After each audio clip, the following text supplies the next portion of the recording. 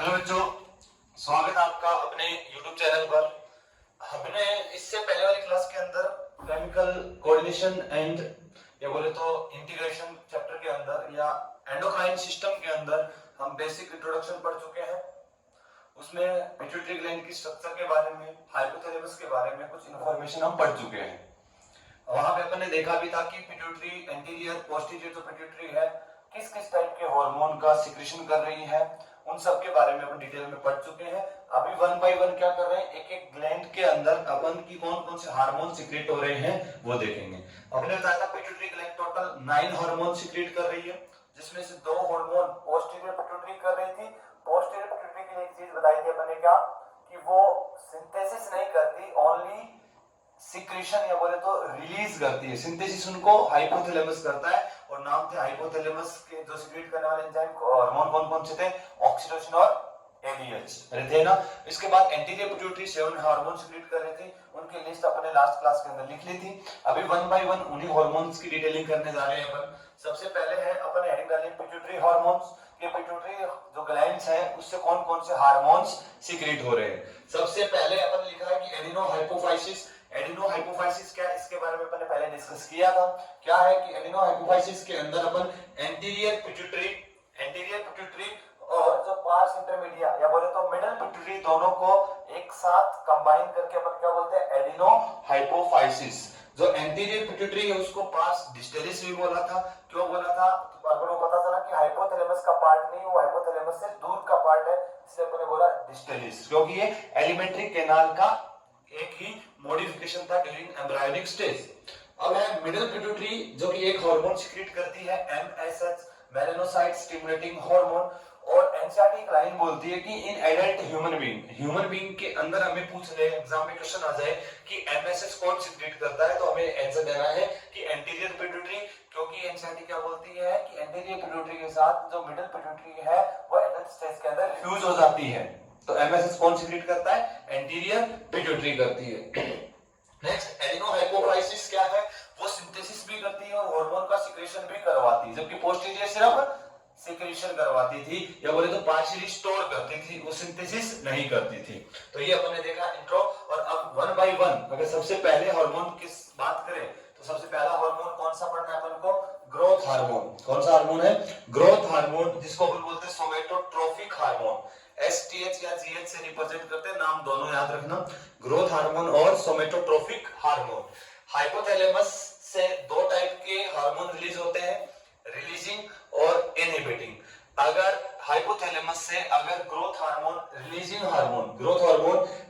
Hormone secrete हो रहा है तो वो क्या करेगा, पिट्यूटरी ग्लैंड को मैसेज देगा और पिट्यूटरी ग्लैंड की जो अपने जो ग्रोथ हार्मोन सिक्रेट करने वाली सेल को स्टिमुलेशन जाएगा और वो ग्रोथ हार्मोन को सिक्रेट करेगी, सिंथेसाइज करेगी। और अगर इनहिबिशन का मैसेज आएगा तो वो उसके सिंथेसिस और सिक्रेशन को इनहिबिट करेगी। अब हम लेके चल रहे हैं, अगर उसको रिलीज का इंफॉर्मेशन मिल रही है कि उसको रिलीज करवाना है तो हाइपोथैलेमस ने मैसेज भेजा एंटीरियर पिट्यूटरी को कि क्या ग्रोथ हार्मोन रिलीज करवाना है। अगर ग्रोथ हार्मोन रिलीज करवाना है तो रिलीजिंग हार्मोन गया एंटीरियर पिट्यूटरी, और एंटीरियर पिट्यूटरी जो ग्लैंड है उसकी सेल के ऊपर स्टिमुलेशन दिया, उसने क्या बनाया, ग्रोथ हार्मोन। और ये जो ग्रोथ हार्मोन जो इन्होंने बनाया है उसका एक्शन सुनिएगा, इंपॉर्टेंट है। ये ग्रोथ हार्मोन किसके ऊपर काम करता है, लीवर के ऊपर। किसके ऊपर काम करेगा, लीवर, जो कि हम पढ़ते हैं कि लार्जेस्ट ग्लैंड है, कैसी, वो एक्सोक्राइन है, लेकिन थोड़ा बहुत फंक्शन ये एंडोक्राइन की तरह भी शो करता है। एंडोक्राइन की तरह इसका क्या फंक्शन है वो सुनिएगा, थोड़ा करता है। अपन कंसीडर करते हैं largest gland of the body क्या है, लीवर है, लेकिन वो एक्सोक्राइन में कंसीडर करते हैं, लेकिन थोड़ा बहुत इसका एंडोक्राइन की तरह फंक्शन है, उस पर फोकस करने वाले हैं अपन कि ग्रोथ हार्मोन ने किसके ऊपर काम किया, लीवर के ऊपर काम किया। और लीवर के ऊपर काम किया तो एक क्या बनाया, उन्होंने बनाया इंसुलिन लाइक ग्रोथ फैक्टर। ध्यान से सुनिएगा, इंसुलिन लाइक ग्रोथ फैक्टर किसने बनाया है, ये लीवर ने। इसको बोले तो सोमेटोमिडीन बोल सकते हैं, सोमेटोमिडीन हार्मोन बोल सकते हैं इसको, कि insulin like growth factor, insulin नहीं है लेकिन इंसुलिन के जैसा है। किसने बनाया, लीवर ने। कब बनाया, जब ग्रोथ हार्मोन आया किससे, एंटीरियर पिट्यूटरी से। तो जैसे ही अगर आईजीएफ आया, ये आईजीएफ क्या करवाएगा, इंसुलिन लाइक ग्रोथ फैक्टर 1 जी है, ये क्या क्या करवाता है, ध्यान से सुनिएगा। सबसे पहले ये बनाया अपने मसल ग्रोथ, कि मसल ग्रोथ में हेल्प करता है। मसल ग्रोथ में हेल्प करने का मतलब क्या है? मसल किससे मिलकर बनी है? ध्यान से सुनना, चीज काम की है। प्रोटीन से मिलकर बनी है। प्रोटीन किससे मिलकर बनते हैं? अमाइनो एसिड से बनते हैं। तो ध्यान रखना कि जो ग्रोथ हार्मोन है उसका सबसे बड़ा रोल है प्रोटीन के अंदर, कि वो सेल का अमाइनो एसिड अपटेक को बढ़ा देता है। ध्यान से सुनना, किसको बढ़ा देगा? अमाइनो एसिड की अपटेक को बढ़ा देगा सेल का। अगर सेल अमाइनो एसिड ज्यादा लेगी तो प्रोटीन ज्यादा बनाएगी, और प्रोटीन अपनी बॉडी का सबसे मोस्ट इंपॉर्टेंट कॉन्स्टिट्यूएंट है, या बोले तो बिल्डिंग ब्लॉक है सेल का। अरे है कि नहीं? बिल्डिंग ब्लॉक है किसका? सेल का। तो हर एक चीज सेल के अंदर, जैसे अगर सेल मेम्ब्रेन की बात करें, जितने भी सेल ऑर्गेनल है उनका मोस्ट ऑफ द पार्ट क्या पढ़ते हैं? प्रोटीन ही होता है। तो प्रोटीन जरूरी है। तो प्रोटीन बनाने को हेल्प कौन कर रहा है? Growth hormone. जितना ज्यादा प्रोटीन बनेगा तो बोले तो मसल के अंदर क्या होता है? प्योर प्रोटीन होता है। तो बोले तो मसल की ग्रोथ में हेल्प करेगा। कौन कर रहा है? ग्रोथ हार्मोन ने रिलीज करवाया आईजीएम। उसने मसल्स की जो सेल्स है उसके अंदर अमाइनो एसिड अपटेक को बढ़ा दिया। अमाइनो एसिड को उतना ज्यादा लेगा, प्रोटीन उतना ही ज्यादा बनाएगा। यहाँ पे अमाइनो एसिड अपटेक को उसने बढ़ाया है। किस लिए? एनर्जी प्रोडक्शन के लिए नहीं। वो उस अमाइनो एसिड को अपटेक कर रहा है, वो उससे एनर्जी का प्रोडक्शन नहीं करेगा। वो उससे क्या कर रहा है? वो उससे प्रोटीन बना रहा है। बोले तो अपना बिल्डिंग ब्लॉक का काम कर रहा है, जिससे प्रोटीन बनेगी और मसल की सेल में ग्रोथ होगी। ये ग्रोथ दो टाइप से हो सकती है। कितने टाइप से हो सकती है? दो टाइप से हो सकती है। ग्रोथ किस किस टाइप से हो सकती है? दो सुनिएगा। ग्रोथ में अगर अपन दो चीज डिफाइन कर सकते हैं, एक तो हो सकता है कि सेल का साइज इंक्रीज हो। अगर सेल का साइज इंक्रीज होना भी क्या है? ग्रोथ है। दूसरा, नंबर ऑफ सेल इंक्रीज हो। नंबर ऑफ सेल इंक्रीज हो, बोले तो सेल डिवीजन को प्रमोट करे। दोनों ही क्या है? ग्रोथ है। अल्टीमेटली बोले तो अगर सेल का साइज बढ़ेगा, क्या बढ़ेगा? सेल का साइज बढ़ेगा तो सेल का साइटोप्लाज्म बढ़ेगा। साइटोप्लाज्म क्यों बढ़ा? क्योंकि अमाइनो एसिड का अपटेक बढ़ा। प्रोटीन बढ़ा। प्रोटीन बढ़ा तो प्रोटोप्लाज्म बढ़ा। प्रोटोप्लाज्म बढ़ा तो सेल का साइज बढ़ा, और सेल का साइज बढ़ा तो उसका न्यूक्लियस उस पूरे सेल के फंक्शन को कंट्रोल नहीं कर पाएगा। तो सेल क्या होगी? डिवाइड। बोले तो नंबर ऑफ सेल बढ़ा तो ओवरऑल टिश्यू का साइज बढ़ेगा। समझे कैसे इसने ग्रोथ की में हेल्प करी है? सेल के साइज को बढ़ने को, अगर सेल का साइज बढ़ता है उसको अपन बोलते हैं हाइपरट्रोफी। क्या बोलते हैं? हाइपरट्रोफी। ये मेडिकल टर्मिनोलॉजी, जो मेडिकल कॉलेज में जाओगे तब वहां पे और अच्छे से पढ़ोगे। इसको क्या बोलेंगे? हाइपरट्रोफी। बोले तो किसी टिश्यू का साइज बढ़ना, नंबर की बात नहीं, साइज बढ़ने से, अगर सेल का साइज बढ़ रहा है तो उसको क्या बोलते हैं? हाइपरट्रोफी।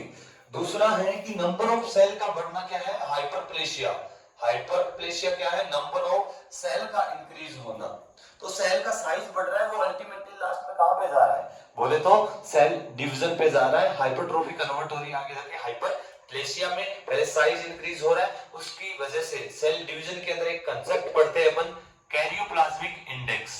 क्या पढ़ते हैं? Karyoplasmic index. अगर सेल का साइज बढ़ा, सेल का साइज बढ़ा तो उसका केआई कम हो जाता है। सेल डिवीजन में बताएंगे कि केआई क्या होता है।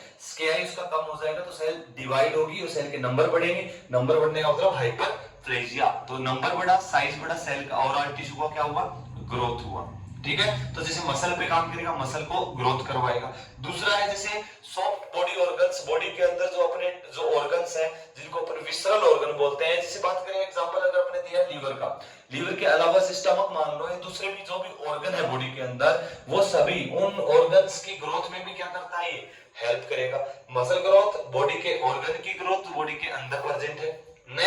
नेक्स्ट बोन और कार्टिलेज की ग्रोथ को स्टिमुलेट करता है। बोले तो बोन और कार्टिलेज, जो बोन और कार्टिलेज है उनको ग्रोथ करवाता है। थोड़ा सा ध्यान से सुनिएगा। हम ऐसा पढ़ते हैं, ऐसा सुनते हैं जनरली कि 18 से 20 साल की उम्र तक हाइट बढ़ती है, उसके बाद हाइट नहीं बढ़ती। क्या उसका मतलब ये हो जाता है कि उस उम्र के बाद ग्रोथ हार्मोन बॉडी के अंदर नहीं होता? अगर या मेरी बात करूं मैं, अगर मेरी हाइट जो फिक्स है अब उससे ऊपर नहीं बढ़ रही है, तो इसका मतलब क्या मेरी बॉडी में ग्रोथ हार्मोन नहीं है? बिल्कुल है, लेकिन वो फंक्शन कैसे नहीं कर रहा है कि हाइट नहीं बढ़ रही है। सुनिए बेटा, ये मैंने एक बोन बनाई है। क्या बनाई है? बोन। ये जो लॉन्ग बोन बनाई है, लॉन्ग बोन का मतलब समझते होंगे, जैसे अपनी ह्यूमरस हो गया, फ्यूमर हो गया, रेडियस, अल्ना, टिबिया, फिबुला, ये क्या है? अपनी लॉन्ग बोन है। लॉन्ग बोन के अंदर अगर यहाँ पे बात करें, ह्यूमरस और फ्यूमर को अपन कंसीडर करते हैं लॉन्ग बोन के अंदर। यहाँ पर बोन के अंदर अगर बोन वाला चैप्टर, अगर एनिमल टिश्यू हम पढ़ते हैं तो वहां पे बोन की स्ट्रक्चर पढ़ते हैं। अभी जस्ट नाम सुन लो तुम। ये जो ऊपर वाला जो पार्ट होता है बोन का, ये कहलाता है एपिफाइसिस। क्या कहलाता है? एपिफाइसिस। और ये वाला जो लॉन्ग शाफ्ट है इसकी, बोन की जो शाफ्ट वाला पोर्शन है, ये कहलाता है डायफाइसिस। क्या कहलाता है, डायफाइसिस, और इनके बीच का पोर्शन क्या कहलाता है, मेटाफाइसिस। ध्यान से सुनना, मेटाफाइसिस। तो बोन के अंदर क्या है, एपिफाइसिस, इसका हेड वाला पोर्शन हो गया, और ये सब वाला डायफाइसिस, और नेक वाला रीजन क्या हो गया, मेटाफाइसिस। इसी प्रकार यहाँ पे भी क्या है, ये बोलो क्या है, एपिफाइसिस, ये डायफाइसिस, और बीच में क्या होगा, मेटाफाइसिस। अरे होगा, ये बोन के पार्ट है। अब जो मेटाफाइसिस रीजन है, ध्यान से सुनना, बहुत काम की चीज है। जो मेटाफाइसिस रीजन है, यहाँ पे बोन की सेल मिलती है, उस सेल को बोलते हैं ओस्टियोब्लास्ट। क्या बोलते हैं, ओस्टियोब्लास्ट, नॉट ओस्टियोक्लास्ट। मैंने क्या बोला, ओस्टियोब्लास्ट सेल है, ओस्टियोब्लास्ट सेल है। ये जो ओस्टियोब्लास्ट जो सेल है, ओस्टियोब्लास्ट सेल है, ये क्या है, ये क्या बनाती है यहाँ पे, ग्रुप ऑफ सेल एपिफाइजियल प्लेट बनाती है। क्या बनाती है, एपिफाइजियल प्लेट। ध्यान से सुनना, एपिफाइजियल प्लेट का फॉर्मेशन करती है, और जो ग्रोथ हार्मोन आता है वो इन्हीं के ऊपर एक्शन करवाता है, और बोले तो आईजीएफ फैक्टर जो है इन्हीं के ऊपर काम करेगा। ओस्टियोब्लास्ट सेल का साइज और नंबर बढ़ाएगा। अगर नंबर का साइज बढ़ेगा तो बोन की लेंथ बढ़ेगी, बोले तो हाइट इंक्रीज होगी। समझ पा रहे हो, लॉन्ग बोन है, बोन के अंदर एपिफाइसिस, बीच वाला सब डायफाइसिस, बीच वाला रीजन मेटाफाइसिस, और वहां पे सेल कौन सी प्रेजेंट है, कौन सी है, ओस्टियोब्लास्ट। उसके ऊपर आईजीएफ आया, उनके नंबर और साइज को इंक्रीज कर रहा है, तो ओवरऑल बोले तो बोन की क्या होती है, लेंथ इंक्रीज होगी। तो किस वजह से लेंथ इंक्रीज हो रही है, एपिफाइजियल प्लेट की वजह से। किसकी वजह से, एपिफाइजियल प्लेट की वजह से, जो कि मेटाफाइसिस रीजन के अंदर प्रेजेंट है, बोन टिश्यू के।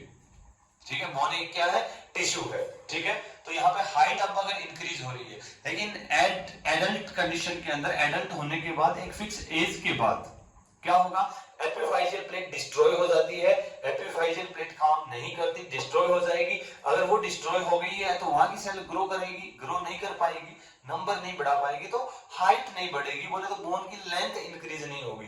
क्या अब उसकी बॉडी के अंदर ग्रोथ हार्मोन नहीं है, यस हार्मोन है, वो क्या कर रहा है, हार्मोन इस बोन की ओवरऑल ग्रोथ में हेल्प कर रहा है। बोले तो जो उसका मास है उसको मेंटेन रखने में हेल्प कर रहा है, जो ग्रोथ हार्मोन अभी है। वो एपिफाइजियल प्लेट डिस्ट्रॉय हो गई है, काम नहीं कर रही, इस वजह से हाइट और ज्यादा नहीं बढ़ रही एक एज के बाद। ग्रोथ हार्मोन तो अभी भी प्रेजेंट है बॉडी के अंदर। क्लियर है ना, तो ये हो गया बोन के अंदर। इसी प्रकार कार्टिलेज के अंदर ही क्या करता है, क्या करेगा, ये उनका साइज इंक्रीज करवाएगा। तो कहां कहां, मसल टिश्यू को साइज बढ़ाएगा, जो बॉडी ऑर्गन है उस पे काम करेगा, बोन और कार्टिलेज की ग्रोथ को इनहेंस करेगा। नाम ही ग्रोथ हार्मोन है, तो बोले तो क्या कर रहा है, ग्रोथ स्टिमुलेट कर रहा है। क्लियर है। नेक्स्ट है कि मेटाबॉलिज्म में, बोले तो मेटाबॉलिज्म का मतलब यहाँ पे कार्बोहाइड्रेट, फैट और प्रोटीन के मेटाबॉलिज्म से है। ध्यान से सुनना, बहुत शानदार है, अच्छा क्वेश्चन बनता है कि कैसे मैकेनिज्म ऑफ एक्शन कर रहा है, कैसे काम कर रहा है।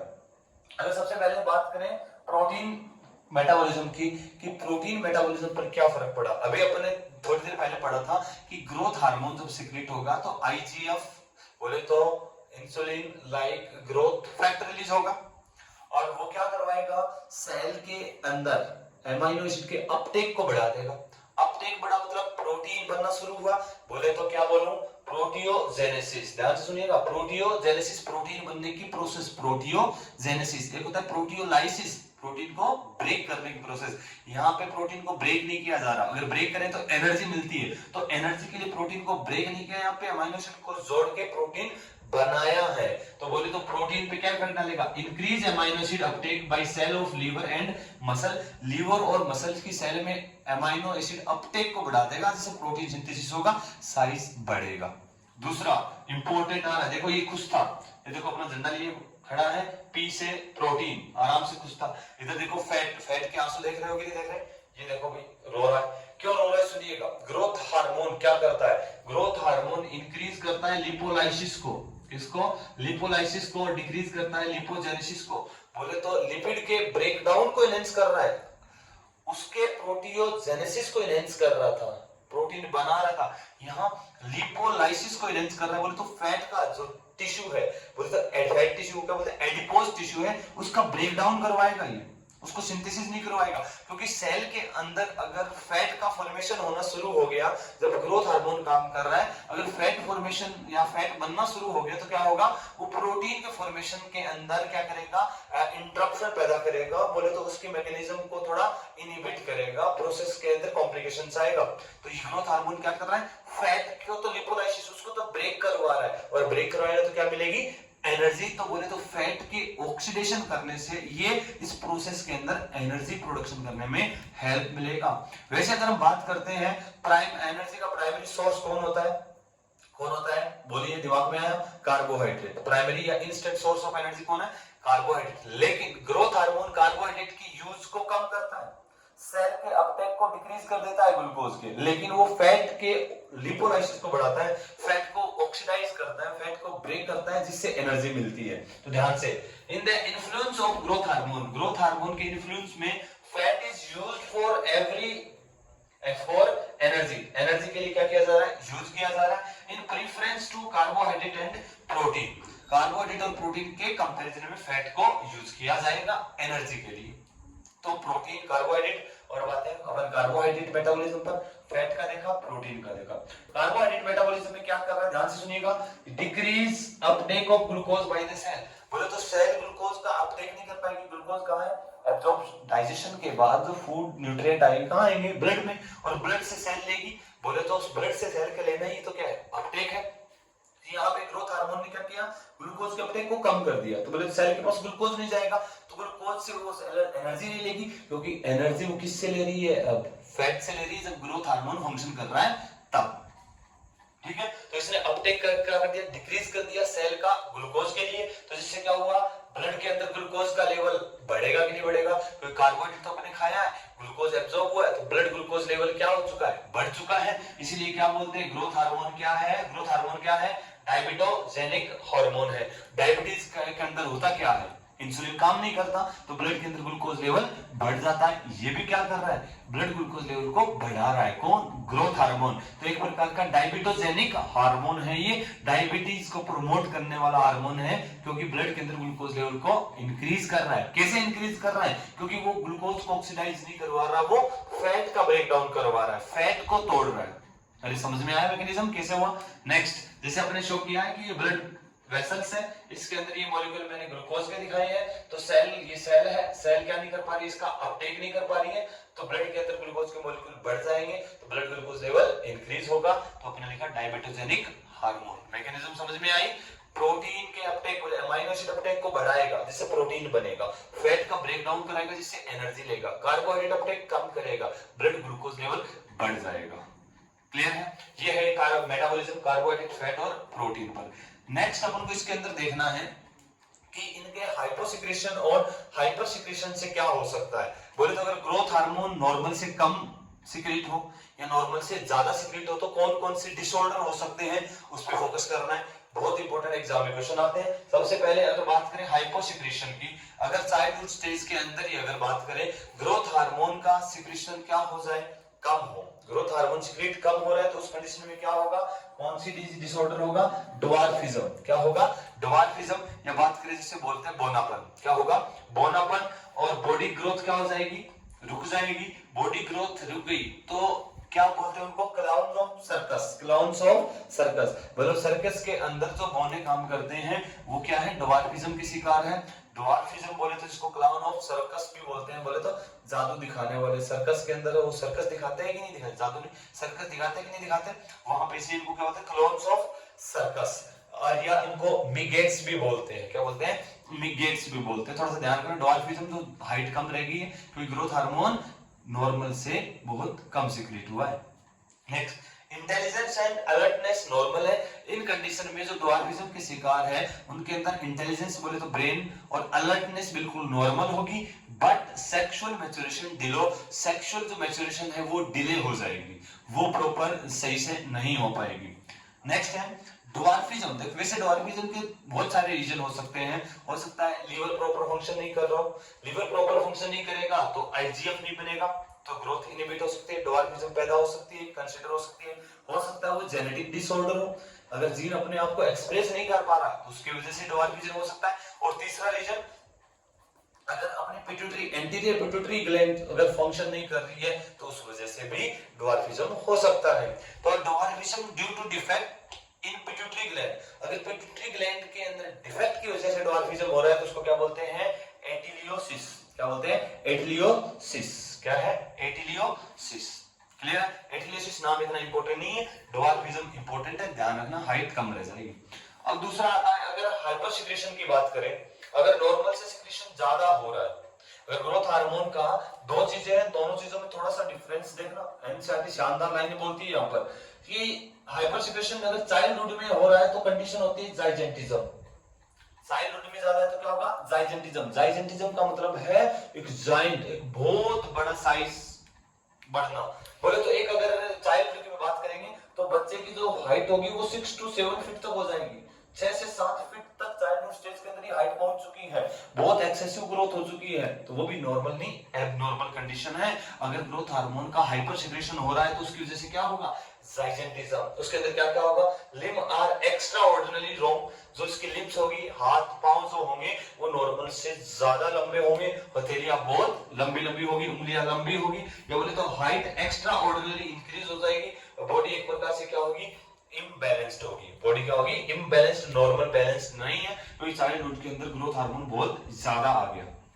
नेक्स्ट है दूसरा इंपॉर्टेंट, एक्रोमेगाली। क्या है? एक्रोमेगाली। चाइल्डहुड के अंदर अगर हाइपर सिक्रेशन हो रहा है तो क्या होगा? जाइजेंटिज्म। अब अगर एडल्टहुड के अंदर अगर क्या हो? ग्रोथ हार्मोन का सिक्रेशन ज्यादा हो, उस कंडीशन में क्या होगा? Abnormal growth. यहां पर इस कंडीशन को बोलते हैं एक्रोमेगाली। यहां क्या होगी? Abnormal growth of head, head बहुत बहुत बड़े बड़े, हथेलियां मोटी मोटी हो जाएगी, और फिट फेस, स्पेशली लोअर जो, और लोअर जो क्या होगा? लंबा हो जाएगा, इररेगुलर शेप में हो जाएगा। अपनी लेग्स है, लेग्स में बेंडिंग हो जाएगी, बहुत लॉन्ग लेग हो जाएगी, चेस्ट हैवी हो जाएगी, सीना हैवी हो जाएगा।